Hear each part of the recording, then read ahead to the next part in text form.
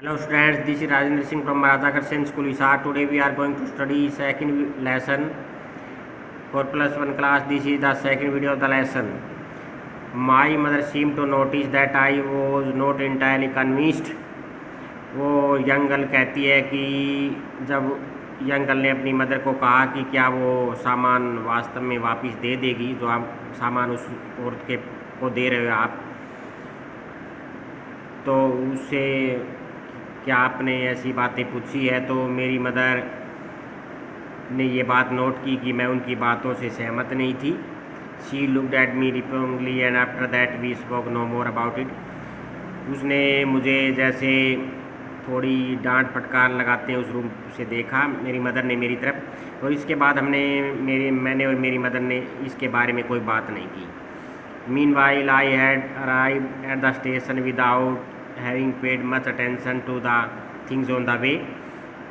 और जब उस औरत से मुलाकात के बाद अब वो वापस आ गई स्टेशन पे, ज़्यादा अटेंशन उसने नहीं दी रास्ते में जो कुछ था। I was walking familiar places again for the first time since the war. और मैं वापस मतलब उसी अपने परिचित स्थान पे चल रही थी युद्ध के बाद पहली बार।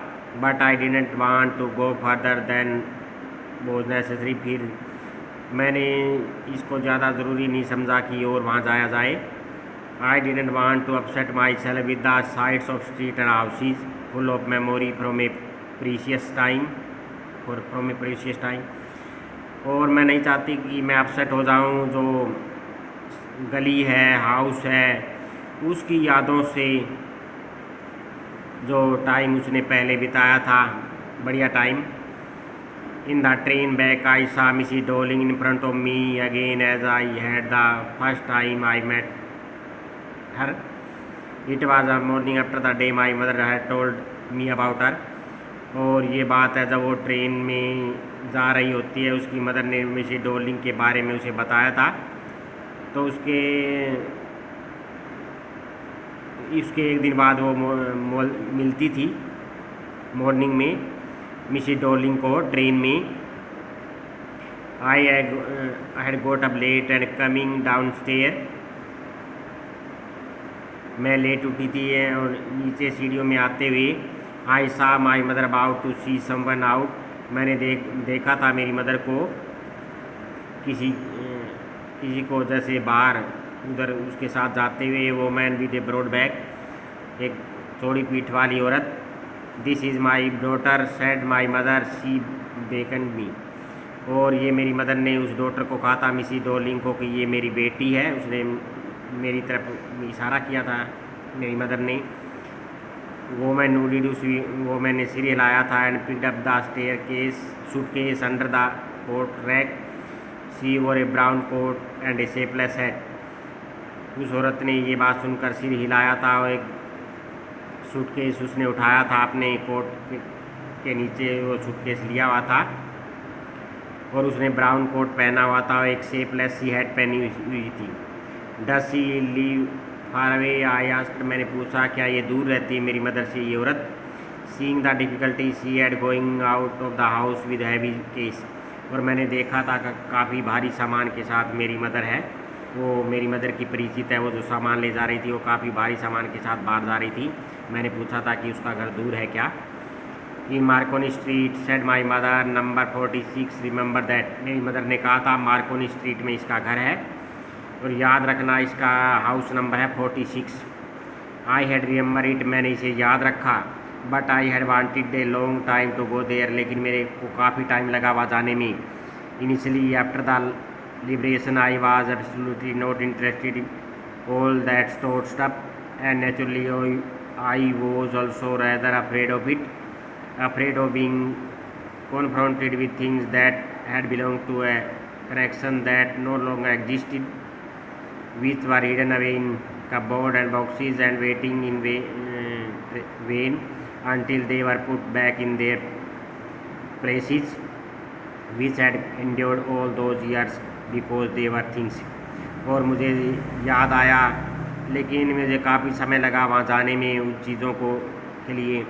और शुरू में आज़ादी के बाद मैं इंटरेस्टेड नहीं थी उस स्टोर किए हुए सामान के बारे में, और स्वाभाविक बात थी कि मैं डरी हुई थी, इस बात से डरी हुई कि उस चीज़ों का सामना होगा जो अभी इस दुनिया में नहीं है, उसकी चीज़ें विच वर हिडन अवे इन कपबोर्ड, जो छुपी हुई थी कपबोर्ड में और बॉक्सेज में, और व्यर्थ में ही इंतजार कर रही थी कि वापस उसी स्थान पे रखी जाए, यानी उसकी मम्मी के घर, यानी उनके घर भी sad endure all those year because they were thing.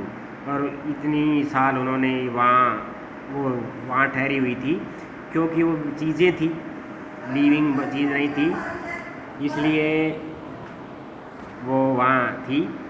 But gradually everything became more normal again, लेकिन फिर धीरे धीरे सब कुछ नॉर्मल हो गया। Bread was getting to be getting a lighter colour, यानी जो रोटी है वो भी जैसे लाइट कलर की अपना प्राप्त कर रही थी, lighter colour. There was a bed you could sleep in unthreatened, और अब वहाँ एक बेड था जहाँ बिना डरे आप ठहर सकती थी।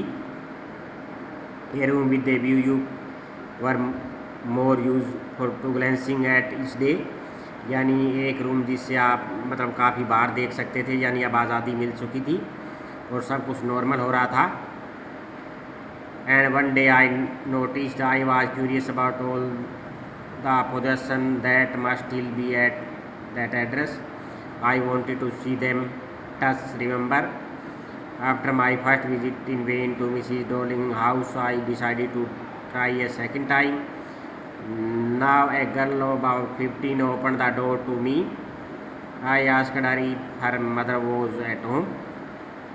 No, she said, my mother is doing an errand. Oh, no matter, I said, I will wait for her. मेरी पहली विजिट के बाद मैं मिसेस डॉर्लिंग के घर जो व्यर्थ में गई थी, उसके बाद उसने सेकंड टाइम जाने का निर्णय किया। यंग गर्ल ने, इस बार उसे 15 साल की लड़की मिलती है जो डोर ओपन करती है। मैंने उसे पूछा कि उसकी मदर घर पे है क्या। उसने कहा नहीं, मेरी मदर काम के लिए बाहर गई हुई है। कोई बात नहीं, मैंने कहा मैं इंतज़ार करूँगी। आई followed the girl along the passage, an old-fashioned iron Hanukkah candle holder hung next to a mirror. We never used it because it was much more cumbersome than a single candlestick. और मैं लड़की के पीछे पीछे गई गलियारे से, और एक जो पुराने फैशन का जो आयरन का बना हुआ हनुका कैंडल होल्डर था वो लटका हुआ था मिरर के पास। हमने इसे यूज़ नहीं किया क्योंकि ये सिंगल कैंडल स्टिक की बजाय काफ़ी परेशानी देने वाला था। वो नोट यू सिट डाउन, क्या तुम बैठोगे नहीं आज कर अगर लड़की ने पूछा। She had open the door of living room, उसने दरवाज़ा खुला रखा लिविंग रूम का। And I went in side pastor, मैं उसके पीछे गई। आई स्टॉप, मैं ठहर गई, हॉरिफाइड, भयभीत थी। I was in A room I knew and did not know, मैं ऐसे रूम में थी जिसके बारे में मैं जानती भी थी और नहीं भी जानती थी। I found myself in the midst of things I did not want to see again but which oppressed me in the strange atmosphere. और मैंने अपने आप को ऐसी चीज़ों के बीच में पाया जिन्हें मैं नहीं देखना चाहती थी दोबारा से, जिससे वो जैसे परेशान आ रही थी उस अजीब एटमॉस्फेयर में।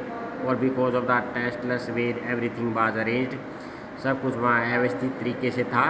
Because of the ugly furniture और the muggy smell that hung there, और वहाँ भद्दा सा फर्नीचर था और जैसे बदबू सी वहाँ आ रही थी। I don't know but I scarcely dare to look around me, मैं नहीं चाहती थी लेकिन मैंने सांस किया देखने का इधर उधर।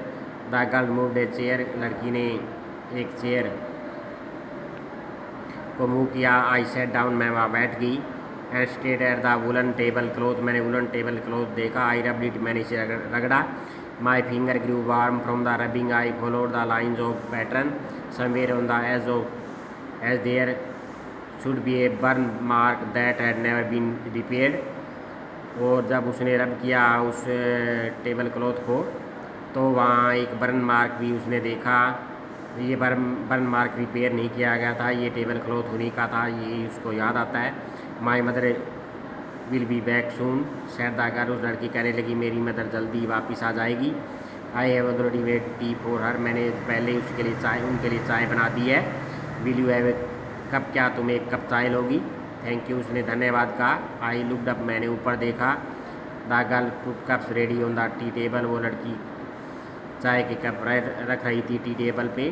She had a broad back. वो चौड़े पीठ वाली थी। जस्ट लाइक अपने मदर की तरह। She power tea from a white pot. उसने वाइट पॉट से टी डाला। All it had was a gold border on the lid. और गोल्ड बॉर्डर था उसके ढक्कन पे। I remember. मुझे याद आया। She open a box and took some spoon out. उसने एक बॉक्स खोला और कुछ चमचे बाहर निकाली। तो ये लेसन यहाँ तक रीड करना है।